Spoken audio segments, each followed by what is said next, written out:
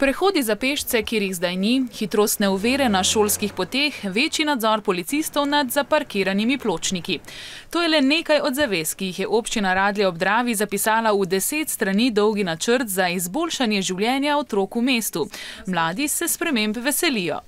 Ja, meni se zdi, da so res potrebne za varnost. Ker grem skozi trg, glavni trg v šolo in včasih ni glih najbolj varno. Otroci sicer v tem mestu radi živijo.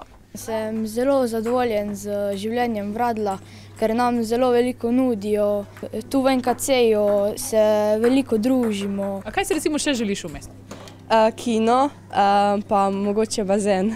Do najbližjega kina se morajo zdaj voziti okoli 45 minut, zato je to res njihova velika želja. Popestril bi si dan, ko nimam kaj za delati. Svoje želje povedo županu, ki je prevzel funkcijo ambasadorja otrok. Če boste postavili kino v Radljah? Mi smo seveda naklonjeni takšnim projektom. Videli pa bomo v prihodnosti, kaj bo to pomenilo iz stroškovnega smisla.